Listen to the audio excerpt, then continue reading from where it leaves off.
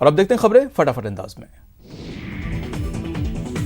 देश में कोरोना के कुल मामले 21,700 तक पहुंच गए हैं। वहीं अब तक 686 लोगों की मौत हुई है, जबकि 4,325 लोग वायरस को हराकर स्वस्थ हो चुके हैं। स्वास्थ्य मंत्रालय के मुताबिक बीते 28 दिनों में करीब 12 जिले ऐसे रहे हैं जहां कोरोना का कोई फ्रेश केस सामने नहीं आया है। वहीं बीते 14 दिनों में 23 राज्यों और केंद्र शासित प्रदेशों के 78 जिले ऐसे हैं जहां कोरोना का कोई फ्रेश केस सामने नहीं आया है। पर्यावरण मंत्रालय के सचिव CK मिश्रा ने कहा है कि अगर लगातार टेस्टिंग बढ़ाने पर जोर दे रहे हैं तो कोरोना के खिलाफ टेस्टिंग ही अहम हथियार है। हम आज भी 1 महीने के पहले की स्थिति में हैं और हालात बिगड़े नहीं हैं। बाकी देशों की तुलना में हम ज्यादा बेहतर कर रहे हैं। केंद्रीय स्वास्थ्य मंत्री हर्षवर्धन का कहना है कि हमारी रोज 55,000 टेस्ट करने की क्षमता हो गई है। अब तक 5 लाख से ज्यादा टेस्ट किए जा चुके हैं। वहीं दुनिया के मुकाबले हमारी मृत्यु दर 3% है। कोरोना पर भारत वैक्सीन बनाने की राह पर आगे बढ़ रहा है। केंद्रीय स्वास्थ्य मंत्री हर्षवर्धन का कहना है कि WHO गाइडलाइन के मुताबिक देश इस दिशा में आगे बढ़ रहा है। महाराष्ट्र सरकार में मंत्री जितेंद्र आव्हाड कोरोना पॉजिटिव पाए गए। हाल ही में जितेंद्र आव्हाड के 14 निजी स्टाफ कोरोना पॉजिटिव पाए गए थे। इसके बाद मंत्री जितेंद्र आव्हाड खुद भी क्वारंटाइन हो गए थे।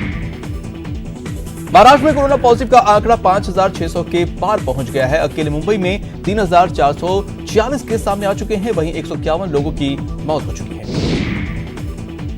महाराष्ट्र के बाद कोरोना संक्रमण से गुजरात दूसरे स्थान पर पहुंच चुका है। कोरोना केस की संख्या 2,400 के पार है। अकेले अहमदाबाद में 1,600 के करीब कोरोना के मामले दर्ज हैं।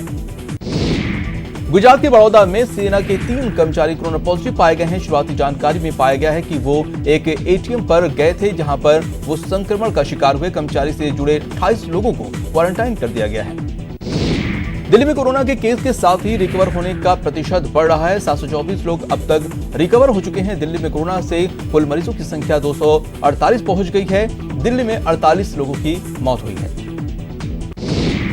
प्रधानमंत्री नरेंद्र मोदी आज वीडियो कॉन्फ्रेंसिंग के जरिए देश के सभी सरपंचों के साथ संवाद करेंगे। इस मौके पर PM ई-ग्राम स्वराज पोर्टल और मोबाइल ऐप का शुभारंभ भी करेंगे। आपको बता दें कि 24 अप्रैल को राष्ट्रीय पंचायती राज दिवस के रूप में मनाया जाता है। कल दोपहर 12 बजे प्रधानमंत्री मोदी वित्त मंत्री के साथ अहम बैठक करेंगे। इस बैठक में किसानों और कारोबारियों के लिए राहत पैकेज पर भी फैसला संभव है। कोरोना संकट के बीच PM नरेंद्र मोदी पर देश का भरोसा बढ़ा है। एक सर्वे के मुताबिक 93% देशवासियों को भरोसा है कि मोदी सरकार कोरोना संकट को असरदार तरीके से निपट रही है। केंद्रीय कर्मचारियों को मिलने वाले DA पर जुलाई 2021 तक रोक लगा दी गई है। कोरोना संकट से निपटने के लिए केंद्र सरकार ने ये बड़ा फैसला लिया है।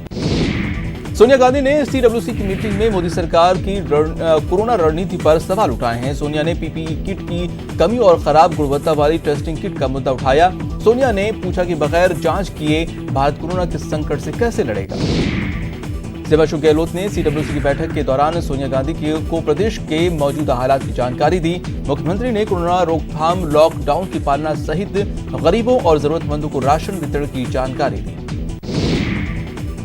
पाली में प्रधानमंत्री मोदी ने देसूरी के पूर्व विधायक अचला राम मेघावल को फोन किया और पाली में कोरोना को लेकर जानकारी ली और बता दें कि देश के विभिन्न क्षेत्रों के हालातों के बारे में जानकारी वरिष्ठ नागरिकों से फोन करके ले रहे हैं। PM नरेंद्र मोदी ने सिरोही में निवास करने वाली राजस्थान विधानसभा की पूर्व उपाध्यक्ष तारा भंडारी से फोन पर बात की और कोटवाड़ क्षेत्र और उनके परिवार की कुशलता पूछी। राजस्थान में पिछले 24 घंटे में 76 नए मामले के सामने आने से कोरोना मरीजों की संख्या 1964 हो गई है। वहीं अब तक 28 लोगों की वायरस से मौत हुई है, जबकि 158 मरीज ठीक होने के बाद घर जा चुके हैं। पिंक सिटी में जयपुर में मरीजों की संख्या बढ़कर 740 हो गई है। पिछले 24 घंटे में 15 नए केस सामने आए हैं। वहीं अब तक कोरोना से 14 मौतें हुई हैं। सीकर में गुरुवार को देर शाम 2 लोगों की कोरोना रिपोर्ट पॉजिटिव आने से प्रशासन में हड़कंप मच गया, जिसके बाद प्रशासन ने हमीरपुर गांव और सीकर शहर के कुछ इलाकों में कर्फ्यू लगा दिया है। कोरोना को लेकर सरकार ने RSMP मोबाइल ऐप लॉन्च किया है। प्रदेशवासियों को RSMP मोबाइल ऐप से कोरोना से जुड़े सभी अपडेट मिलेंगे। सीएम अशोक गहलोत ने ट्वीट कर ये जानकारी दी। राजस्थान में भी सरकार टेस्टिंग पर जोर दे रही है। स्वास्थ्य मंत्री रघु शर्मा ने दावा किया है कि कई जिलों में RT-PCR से कोरोना की जांच हो रही है। वहीं रैपिड टेस्टिंग पर उन्होंने कहा है कि अभी तक कोई फैसला नहीं हुआ है। चिकित्सा मंत्री डॉक्टर रघु शर्मा ने बताया कि कोरोना के अलावा अन्य बीमारी से परेशान महिलाओं और बुजुर्ग लोगों को राहत के लिए मोबाइल यूनिट को फील्ड में भेजा गया है। सभी मोबाइल यूनिटों ने अपना काम शुरू कर दिया है। नागौर सांसद हनुमान बेनीवाल ने मंत्री रघु शर्मा के बयान पर पलटवार करते हुए पीएम के काम की जमकर तारीफ की है। बेनीवाल ने पीएम पर रघु शर्मा के बयान को गैर जिम्मेदाराना बताया है। मुंबई और चेन्नई में बड़ी संख्या में पत्रकारों के कोरोना पॉजिटिव मिलने के बाद जयपुर में भी पत्रकारों की कोरोना जांच करवाई जा रही है। जयपुर में 22 गोदाम सर्कल स्थित डिस्पेंसरी में पत्रकारों की कोरोना जांच के लिए विशेष शिविर लगाया गया। सीकर में गुरुवार को देर शाम 2 लोगों की कोरोना रिपोर्ट पॉजिटिव आने के बाद प्रशासन में हड़कंप मच गया, जिसके बाद प्रशासन ने हमीर गांव और सीकर शहर के कुछ इलाकों में कर्फ्यू लगा दिया। कोटा में लॉकडाउन के दौरान अब लोगों को घर बैठे इलाज मिलना शुरू हो गया है। गुरुवार को पहले दिन मोबाइल ओपीडी यूनिट से 308 मरीजों का इलाज उनके घर पर किया गया। कोरोना संक्रमण ने कोटा शहर को अपनी इज्जत में ले लिया है। शहर में अब तक 116 कोरोना पॉजिटिव रोगी मिल चुके हैं। बुधवार को 2 मजदूर कोरोना पॉजिटिव मिले हैं। इसके बाद सुकेत और कस्बे और ग्रामीण क्षेत्रों के लोग दहशत में हैं। भरतपुर के बयाना में 2 और कोरोना के मरीज ठीक हो गए हैं, जिसके बाद उन्हें क्वारंटाइन सेंटर में भेज दिया गया है। जिला कलेक्टर नटमल डिटेल ने बताया कि 13 अप्रैल को बयाना में 11 मरीजों को आरबीएम अस्पताल में भर्ती कराया गया था, जिसमें से 2 मरीजों की रिपोर्ट दूसरी बार निगेटिव आई है। चूरू में 23वें दिन भी कर्फ्यू का खासा असर देखने को मिला है। सड़कों पर बेवजह कोई भी घूमता नजर नहीं आया। लेडी पुलिस पेट्रोलिंग टीम ने शहर में गश्त लगाकर मास्क पहने और सार्वजनिक स्थानों पर नहीं थूकने की हिदायत दी। चूरू और सरदार शहर में जिला कलेक्टर संदेश नायक ने कर्फ्यू में ढील दी। नागरिक क्षेत्रों में अधिकृत सरस डेयरी बूथों को आगामी आदेशों तक खुला रखने के आदेश जारी किए। वहीं किराना दुकानदार भी डोर टू डोर विक्रय कर सकेंगे। धौलपुर में लगे यूपी के खेरागढ़ में कोरोना के 3 पॉजिटिव मरीज मिले हैं। तीनों पॉजिटिव में जो मरीज है वो धौलपुर के रहने वाले हैं। फिलहाल जिला प्रशासन ने सीमा को सील कर दिया है। भरतपुर में बयाना चिकित्सा अधिकारी ने क्वारंटाइन सेंटर देवनारायण महाविद्यालय का निरीक्षण किया। वहीं कर्मचारियों को क्वारंटाइन सेंटर पर कड़ी निगरानी रखने के निर्देश दिए। कोटा के जेके लोना अस्पताल के डॉक्टरों ने जिला प्रशासन से कोरोना स्पॉट सेंटर से आने वाले मरीजों को सीधे नए अस्पताल भेजने की मांग की, जिससे अन्य चिकित्सक और स्टाफ कोरोना संक्रमित होने से बच सकेंगे। कोटा में फंसे बिहार के छात्रों ने गांधीगिरी अंदाज में नीतीश सरकार से मदद की गुहार लगाई है। छात्रों ने हॉस्टल्स में उपवास किया और हाथों में तख्तियां लेकर गांधी के सिद्धांतों को दर्शाया है, जिस पर लिखा है बुरा मत देखो, बुरा मत कहो और बुरा मत बोलो। लॉकडाउन के दौरान कोचिंग सिटी कोटा से लगातार विद्यार्थियों का अपने गृह प्रदेश जाना जारी है। दमनदीप और दादर नागर हवेली के करीब 90 स्टूडेंट्स 3-4 बसों में अपने घर के लिए रवाना हुए।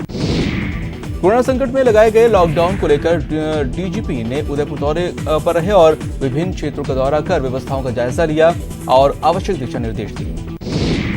दौसा के बालसोट में लगातार कोरोना के मरीज बढ़ रहे हैं, जिसके मद्देनजर डीसीयू और आईजी ने मंथन किया। कोरोना संदिग्ध मरीजों के सैंपल लेने और पॉजिटिव मरीजों के आसपास रैंडम सैंपलिंग फॉर्मूला अपनाने के निर्देश दिए।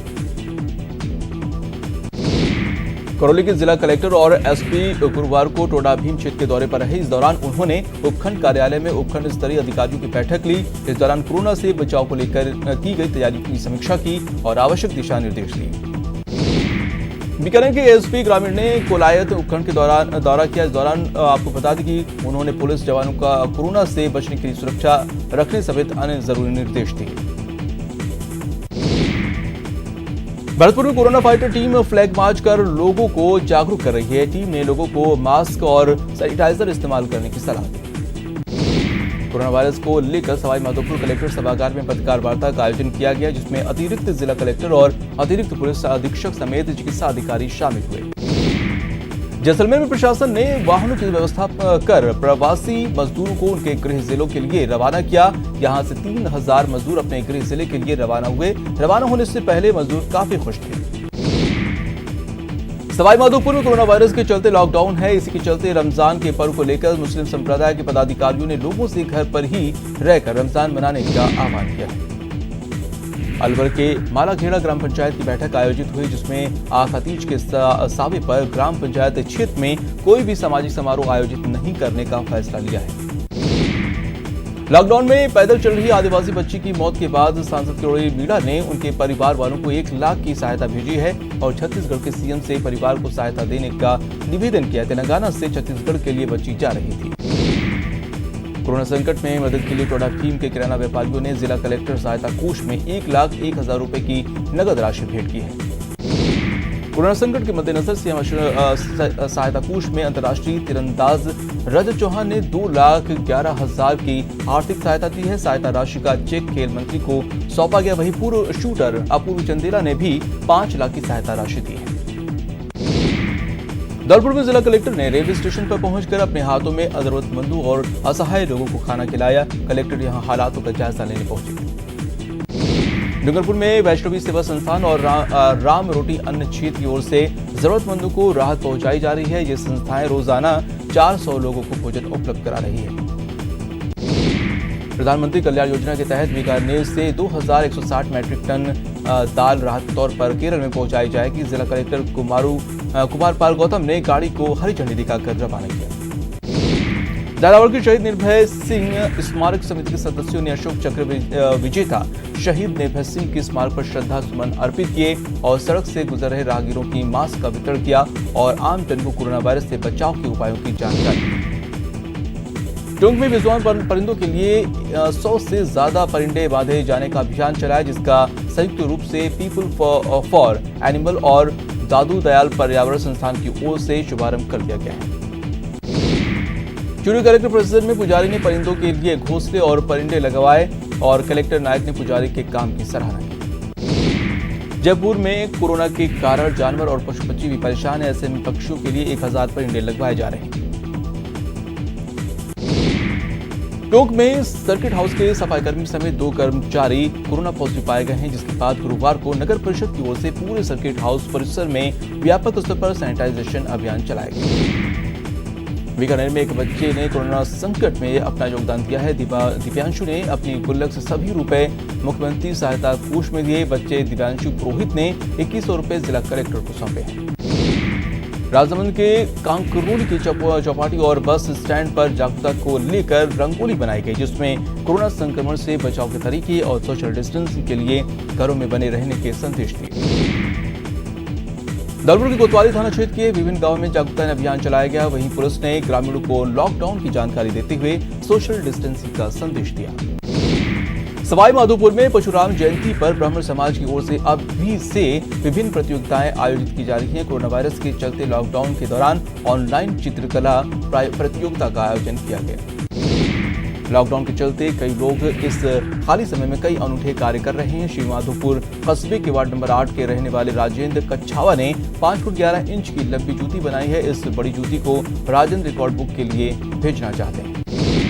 कोटा के मशहूर सूफियाना कव्वाल हिफ्जुर रहमान ने कोरोना संक्रमण के दौरान लोगों से कव्वाली के जरिए घरों में रहने की अपील की है और सोशल डिस्टेंसिंग का संदेश दिया है।